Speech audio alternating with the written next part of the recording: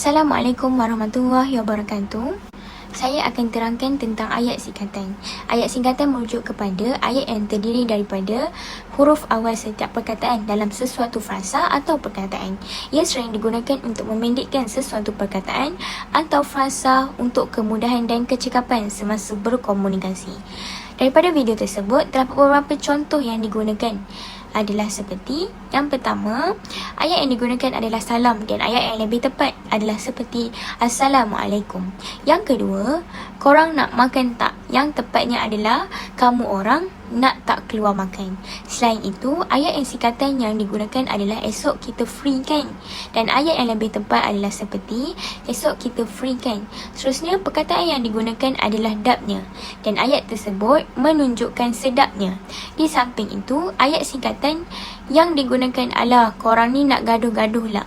Jika menggunakan ayat alah kamu orang ni nak bergaduh pula adalah yang lebih tepat. Seterusnya, esok korang pergi pukul berapa? Dan ayat yang lebih tepat adalah seperti esok kamu orang nak pergi pukul berapa? Akhir sekali, ayat singkatan yang digunakan adalah seperti okey, jumpa esok korang, dan yang lebih tepat adalah seperti baiklah, jumpa esok kamu orang. Assalamualaikum, saya Asha dan saya akan menerangkan maksud ejaan. Menurut Dewan Bahasa dan Pustaka, ejaan merupakan cara atau kaedah menulis perkataan dengan huruf. Kesilapan ejaan akan menyebabkan kekeliruan. Jadi di sini sebagai contoh kita boleh lihat kesalahan ejaan lagipun. Lagipun sepatutnya dieja dengan rapat dan bukannya jarak. Terusnya kesalahan kita boleh dapat di sini adalah nasi kandar syatu. Okey, di sini adalah kesalahan kandar syatu. Ejaan yang sepatutnya adalah seperti ini. Dan akhir sekali, kesalahan ejaan daripada Instagram. Dan sepatutnya dieja seperti ini. Oleh itu, semua pihak mestilah mengambil borak tentang ejaan agar mentafsir makna tidak tersalah. Assalamualaikum, saya Nurila Nafidah binti Najrim, encik nombor 065692. Saya akan menerangkan tentang penggunaan dialek dalam komunikasi berkalisan, terutama alam maya. Dialek merupakan satu bentuk bahasa yang digunakan dalam suatu daerah atau oleh sesuatu kelas sosial berbeza daripada bahasa standard, bela daerah dan juga negeri dan lain-lain. Sebagai contoh, dialek Kelantan, Terengganu dan juga Pahang yang mempunyai keunikannya tersendiri. Penggunaan dialek dalam komunikasi berkalisan juga memberikan impak positif dan juga negatif. Berdasarkan contoh yang diberi, individu tersebut menggunakan dialek sebagai salah satu cara untuk berkomunikasi dengan individu yang lain di dalam media.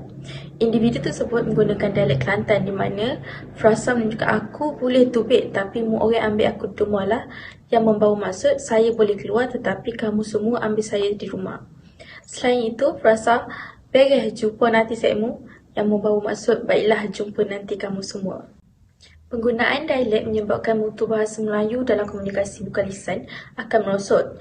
Kesilapan ini akan mengubah makna ayat sekiranya ia tidak dititik beratkan atau diambil perhatian yang khusus. Kesan positif daripada penggunaan dialek pula ialah bahasa tersebut dapat memudahkan komunikasi antara penduduk setempat.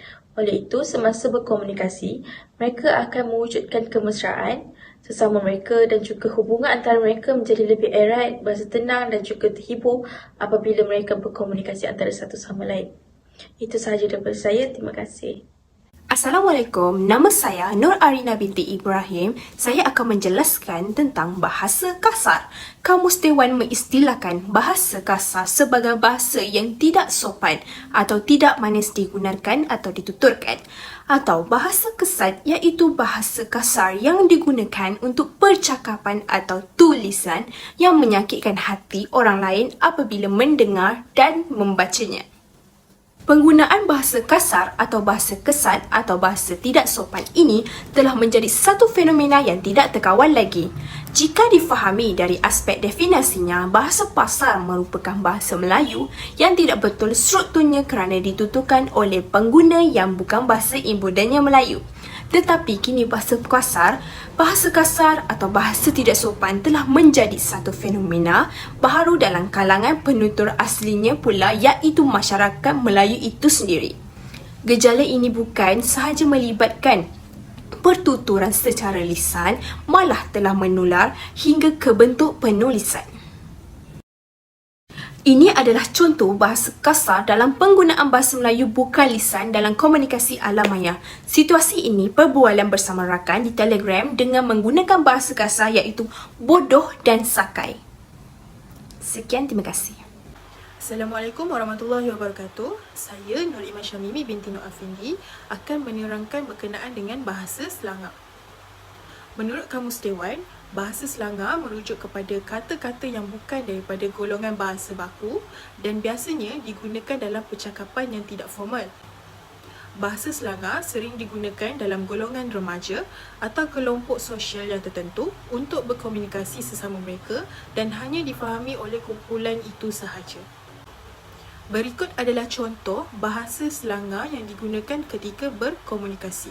Jika kita lihat pada ruangan perbualan, perkataan poyo yang digunakan merujuk kepada perkataan yang dikatakan untuk menggambarkan sikap ataupun tingkah laku seseorang. Ia juga boleh digunakan untuk menunjukkan atau berkata apabila seseorang cuba menunjuk-nunjuk atau bercakap besar. Seterusnya, perkataan sakai. Dalam masyarakat Melayu, sakai digunakan untuk mempersendakan orang lain, misalnya orang itu ketinggalan zaman ataupun perangainya tidak bertamadun.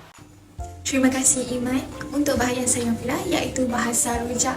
Bahasa rojak merujuk kepada penggunaan campuran bahasa atau dialek dalam satu konteks komunikasi tanpa mengikut tata bahasa yang konsisten. Contohnya, lepas kelas BM, on juga. Ayo, anything lah, asal sedap. Ada suggestion tak? After kelas BM, kita pergi. Alright, jom try mamak dekat situ. Nasi kandar dia power gila. Korang confirm suka. Ini menunjukkan golongan belia menormalisasikan penggunaan bahasa rojak di media sosial.